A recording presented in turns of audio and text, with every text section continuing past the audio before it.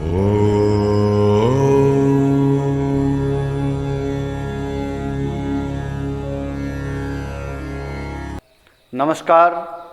वंदे मातरम। आज की अपने इस ऑनलाइन क्लास में मैं डॉक्टर सिद्धार्थ लाटा एक बार फिर से आपका स्वागत करता हूं। आज हम पढ़ने चल जा रहे हैं संवाद सेतु पुस्तक। संवाद सेतु पुस्तक जो है, इसमें जो पहला जो अध्याय है, पहला चैप्टर जो है वो है समाचार लेखन।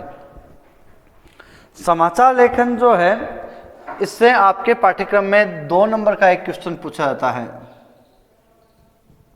अंक बार जो इसके हैं वो आपके 2 नंबर रहते हैं और निश्चित है कि इस चैप्टर से क्वेश्चन आना ही है। तो इससे हम समाचार लेखन के बारे में अपन इसमें पढ़ रहे हैं। पहले हम समाचार लेखन के बारे में पढ़ें, उससे पहले हम ये ध्यान करें कि समाचार क्या है। समाचार शब्द को हम देखें तो इसमें 2 उपसर्ग साथ में दिखाई देते हैं। एक सम उपसर्ग है, एक आ उपसर्ग है और चर इसमें धातु है। इस तरह से हम देखें, सम का मतलब सम्यक रूप से, आ से जो आ उपसर्ग है उसका मतलब चारों ओर। तो हमारे चारों ओर की जो चर घटनाक्रम जो है, उसकी जो जानकारी हम देते हैं उसे हम समाचार कहते हैं। तो समाचार के लिए सबसे महत्वपूर्ण बात क्या हो गई? हमारे चारों ओर घटित होने वाली, हमारे चारों ओर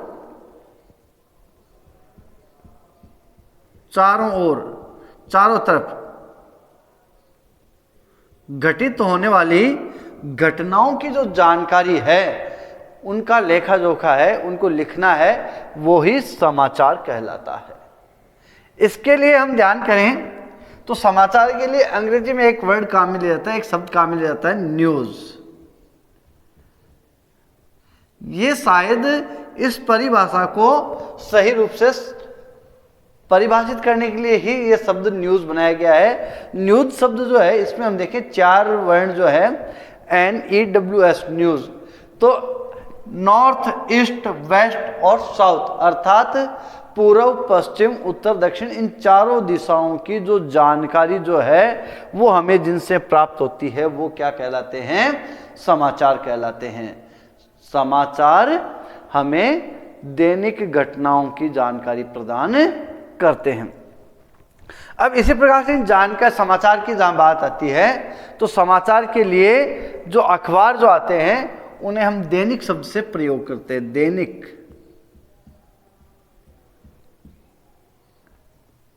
यह भी यहां पर सामान्य तौर पर जानकारी हमें होनी चाहिए। दैनिक अर्थात दिन भर की घटनाक्रम जो हैं उनकी जानकारी हमें दैनिक समाचार से प्राप्त होती है।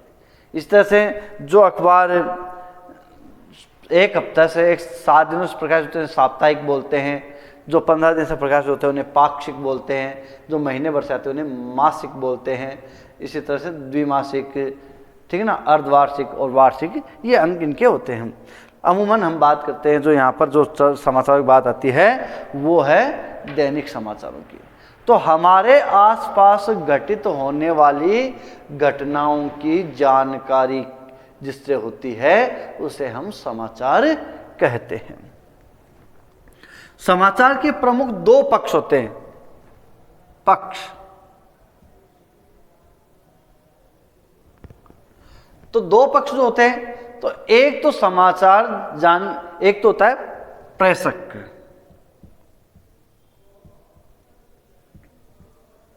जो जानकारी देता है, ठीक है। दूसरा होता है पाठक या श्रोता।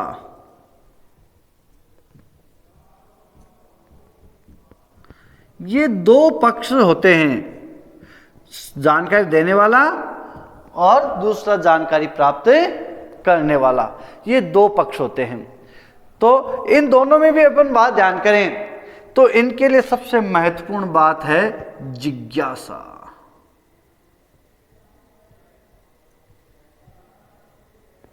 व्यक्ति आरंभिक काल से ही अपने इर्द गिर्द घटने वाली घटनाओं की जानकारी के प्रति जिज्ञासु दिखाई देता है। हमारे आस पड़ोस में क्या हुआ है, आज कहाँ क्या घटना हो गई, ये इनके प्रति इस प्रकार की जिज्ञासाएं उनके मन में हमेशा बनी रहती है। और इन जिज्ञासाओं को शांत करने की प्रवृत्ति के कारण ही समाचार लेखन आरंभ हुआ। ठीक है। अब दूसरी बात हम ध्यान करें, समाचार लेखन जो है उसके लिए समाचार लेखन की जो शैली है वह है उल्टा पिरामिड शैली।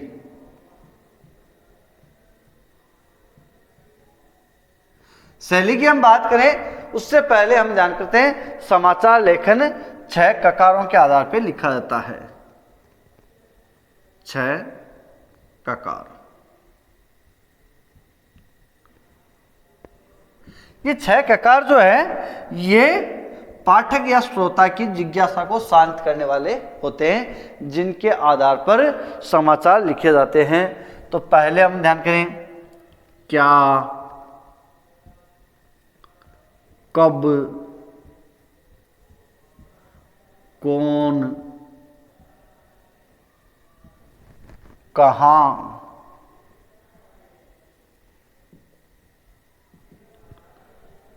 क्यों और कैसे। ये 6 ककार होते हैं, जिन 6 ककारों के आधार पर व्यक्ति की जिज्ञासा है वो शांत की जाती है। क्या हुआ, कब, तो जब कोई घटना की के बारे में चर्चा हो रही होती है तो सबसे पहले जो मन में जिज्ञासा जागृत होती है वो होती है क्या, कि क्या घटना घटित हुई, क्या हुआ। जैसे मान लो कोई घटना, एक्सीडेंट हो गया, 2 मोटरसाइकिल आपस में टकरा गई, तो तुरंत उसकी कोई जानकारी आती है, सामान्य कोई जानकारी, तो व्यक्ति की दूसरे व्यक्ति के मन में जिज्ञासा जागृत होगी, क्या हुआ, कि घटना घटित हुई। फिर बात करते हैं कब हुई, कल सुबह हो गई या इस समय में। कौन, उसमें कौन हताहत हुआ, किसके साथ में घटना घटित हुई, और कहां। ये इस प्रकार से ये जो 4 क्वेश्चन और ये 2 क्वेश्चन, ये कुल मिलाकर के समाचार लेखन के जो ये 6 ककार कहलाते हैं।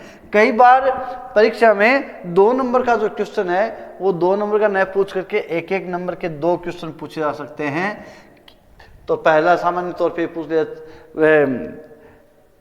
समाचार के 6 ककार कौन से हैं, समाचार लेखन की शैली कौन सी है, इस प्रकार से इनको क्वेश्चन को पूछ लिया जाता है। तो हम बात ध्यान करें कि 6 ककार। अब यहां पर भी हम ध्यान करें, ये जो 4 और ये 2, ये मैंने अलग अलग लिखे हैं, यहां पर ये 4 है, यहां पर ये 2 है। इनसे तात्पर्य क्या है कि ये जो 4 प्रश्न जो है ये व्यक्ति की सामान्य तौर पर जो आरंभिक रूप में जो जिज्ञासा प्राप्त होती है उसको शांत करने के लिए लिखे जाते हैं। तो इन्हें हम यूं कहें तो ये एंट्रो, समाचार में प्रवेश करने के लिए 4 प्रश्न मुख्य है। और फिर उसी समाचार को विस्तृत रूप प्रदान करने के लिए क्यों, कैसे, ये घटना कैसे घटित हुई, इसकी पूरी जानकारी जो है ये इन 2 प्रश्नों के माध्यम से दी जाती है। तो हम ध्यान करें, ये जो 4 प्रश्न जो है ये और ये 2, ये समाचार को विस्तृत रूप प्रदान करने के लिए काम में आते हैं, और ये समाचार की मुख्य जानकारी प्रदान करने के लिए काम में आते हैं। तो मुख्य रूप से समाचार लेखन के कितने ककार होते हैं, 6 ककार होते हैं। अब बात आती है समाचार लेखन की शैली। तो ये ध्यान कर लेंगे, समाचार लेखन के 2 पक्ष होते हैं। समाचार शब्द जो संबंध आचार इन आ प्लस चर से इस प्रकार से बना हुआ है, और न्यूज है शैली। तो अब हम बात करते हैं शैली की, समाचार लेखन की शैली। समाचार लेखन की जो शैली है उसे उल्टा पिरामिड शैली कहा गया है। उल्टा पिरामिड। अब यहां पर बात ध्यान करें, समाचार लेखन की शैली को क्या नाम दिया हमने? उल्टा पिरामिड शैली। ये कुछ इस तरह से होती है।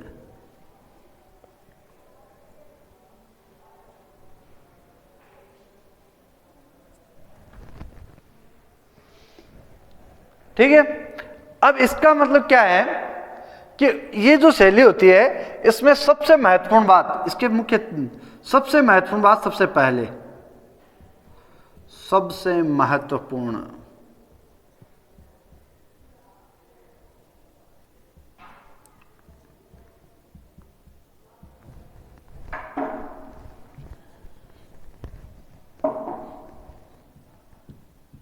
सबसे पहले और कम महत्व की बात बाद में।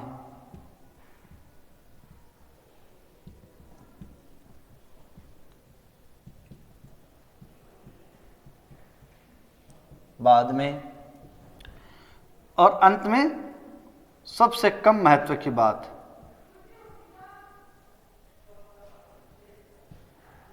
सबसे कम महत्व की बात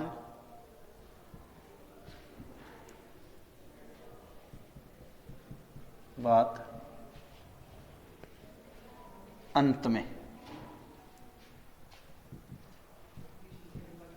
तो इस तरह से हम देखें तो ये समाचार की जो उल्टा पिरामिड शैली, इसमें 3 पार्ट हो गए।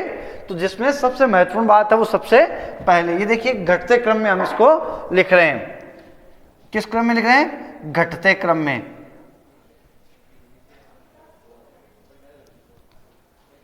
ठीक है, तो ये सबसे महत्वपूर्ण बात, ये कम महत्व की बात और ये सबसे कम महत्व की बात, इस प्रकार से इस क्रम में लिखा जाता है और इसे बोलते हैं हम उल्टा पिरामिड शैली। उल्टा पिरामिड शैली। ठीक है, अब हम ध्यान करें तो समाचार के मुख्य 3 भाग होते हैं।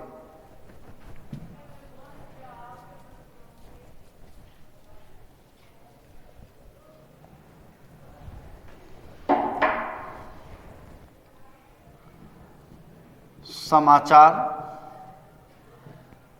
के भाग।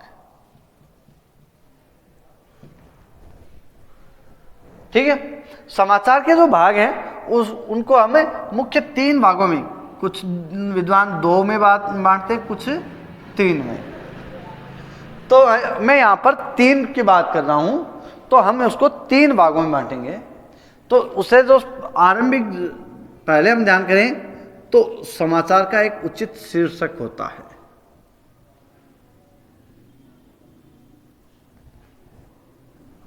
शीर्षक देना जरूरी है, शीर्षक रोचक होना चाहिए। शीर्षक अच्छा हो तो उसके सब पढ़ते हैं। ठीक है, तो शीर्षक को देखते ही समाचार है वो ध्यान में आ जाए, तो कुछ उसका शीर्षक इस तरह। उसके बाद में जो 2 महत्वपूर्ण बात जो आती है उसे हम बोलते हैं इंट्रो,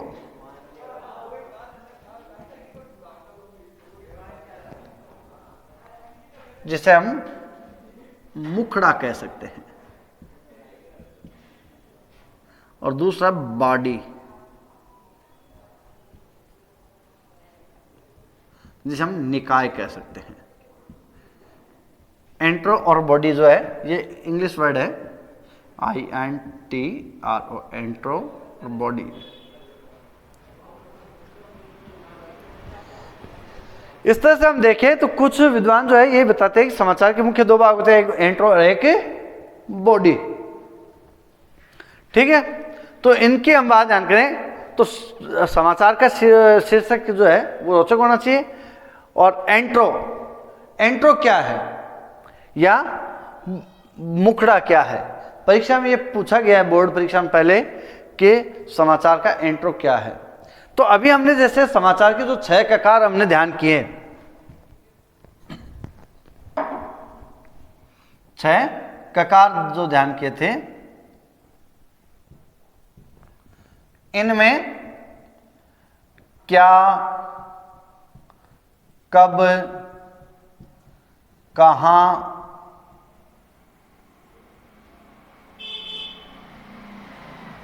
और कौन, ये जो चार ककार जो है इनका संबंध एंट्रो से है। समाचार की जो आरंभिक पंक्तियां जो होती है, समाचार में हम अखबार आदि में देखते हैं, तो आरंभिक 2-3 पंक्तियां पढ़ते ही हमें पूरी बात है वो ध्यान में आ जाती है कि ये समाचार किससे संबंधित है या क्या समाचार है। फिर वो समाचार हमसे रिलेटेड होता है या हमसे संबंधित होता है तो हम उसको इंटरेस्ट लेके आगे तक पढ़ते हैं, अन्यथा हम उसकी 1-2 पंक्ति पढ़ करके उसको छोड़ देते हैं। उन 1-2 पंक्तियों में उस समाचार से संबंधित संपूर्ण जानकारी आ जाती है, क्या घटना घटित हुई, कहाँ घटित हुई, कब घटित हुई, किसके साथ में घटित हुई। इन चारों प्रश्नों का जवाब जो है वो एंट्रो में आरंभिक 2-3 पंक्तियों में दे दिया जाता है, जिसे हम कहते हैं एंट्रो। अर्थात समाचार की आरंभिक 2-3 पंक्तियां जिनमें समाचार से संबंधित महत्वपूर्ण जानकारी प्राप्त हो जाती है उसे हम एंट्रो या मुखड़ा कहते हैं। एक बार फिर से परिभाषा को ध्यान करेंगे। समाचार की आरंभिक 2-3 पंक्तियां, ज्यादा नहीं, 2-3 पंक्तियां जिनमें समाचार से संबंधित महत्वपूर्ण जानकारी प्राप्त हो जाती है उसे हम एंट्रो या मुखड़ा कहते हैं। ठीक है, क्लियर है। दूसरी बात हम ध्यान करें, बॉडी। बॉडी यानी शरीर, निकाय।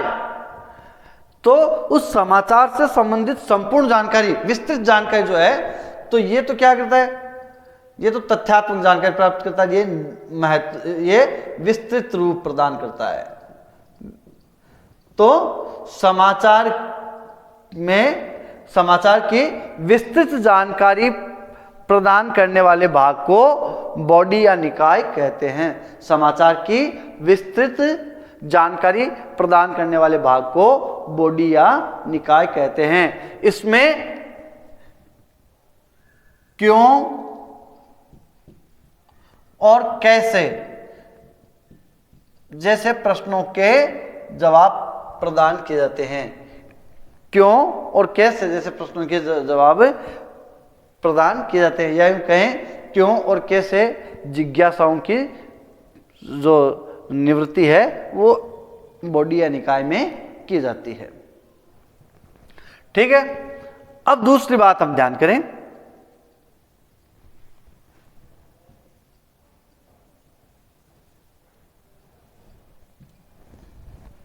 एक शब्द आता है डेडलाइन।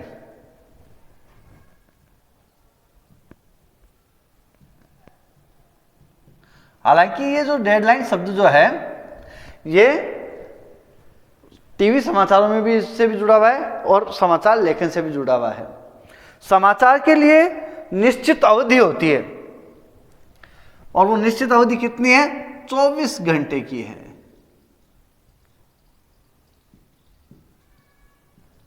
तो समाचार जो है वो 24 घंटे से पुराना नहीं होना चाहिए, ये उसके लिए डेडलाइन आती है। ये टीवी समाचार, रेडियो समाचार में भी ये महत्वपूर्ण बिंदु आता है। तो समाचार है वो पुराना नहीं होना चाहिए। पुराना होने से क्या है, अखबार में जब प्रकाशित होता है, छपता है या टीवी आदि पे दिखाया जाता है, उस समय ये बात आती है कि ये समाचार तो उस चैनल पे तो पहले आ गया या उस अखबार में पहले आ गया, ये अखबार वाला है ये तो पुराने समाचार बताता है, ये अखबार ठीक नहीं है, ये न्यूज़ चैनल है वो सही नहीं है। इसलिए समाचारों के लिए ये समाचार ताज़ा होने चाहिए। तो ताज़ा घटनाएं जो है उन पे विशेष तौर से ध्यान दिया जाए। इसलिए हम देखा होगा टीवी चैनलों पे आज भी कही कि ये समाचार सबसे पहले हमारे चैनल पर। तो ये जो इस तरह का जो है वो दिखा करके वो ये दर्शाना चाहते हैं कि हम हैं वो ताज़ा समाचार दिखाते हैं। तो इस प्रकार से डेडलाइन जो है वो समाचारों के लिए 24 घंटे की होती है। समाचार है वो 24 घंटे से अधिक पुराना नहीं होना चाहिए, नहीं तो वह है समाचार है वो बासी समाचार माना जाता है। इस कारण से समाचार भी ताज़ा होने चाहिए। अब बात आती है कि समाचार लेखन। समाचार के दो माध्यम भी होते हैं।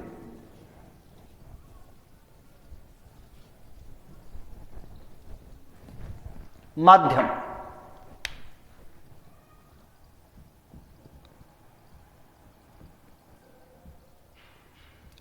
समाचार माध्यम की हम बात करें तो हम एक ये कह सकते हैं कि एक तो समाचार जो है जो इलेक्ट्रॉनिक मीडिया जो है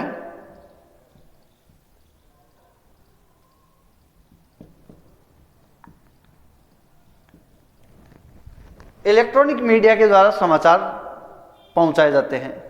और दूसरा जो होता है वो है अखबार आदि के द्वारा, पेपर के द्वारा,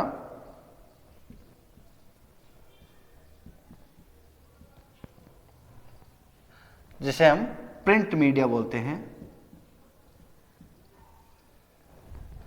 और तीसरी जो है सोशल मीडिया, सॉरी इनको अपन ऐसे लिख लें, तो समाचार के माध्यम जो है वो एक तो प्रिंट, जिसे हम लेखन माध्यम कहते हैं, और दूसरा जो होता है इलेक्ट्रॉनिक,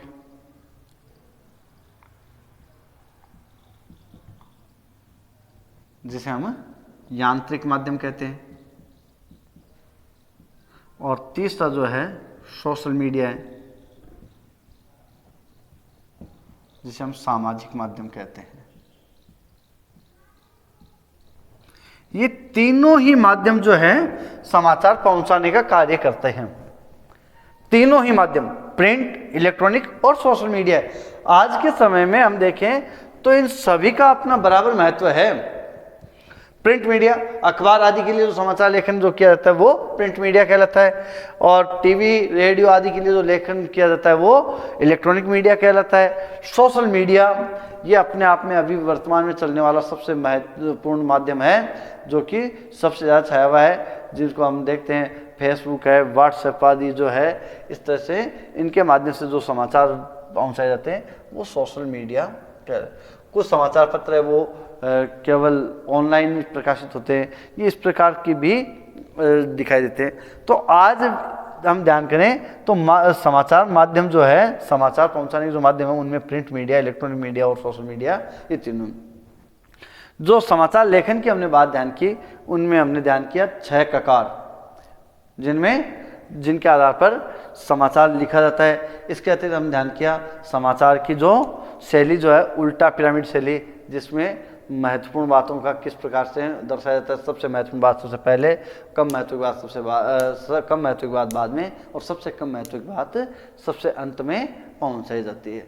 ठीक है। इसके अतिरिक्त अब समाचार लेखन जो है, इससे जो जुड़े हुए अन्य जो बातें हैं वो हम पढ़ेंगे अगली क्लास में। तब तक के लिए धन्यवाद। वंदे मातरम।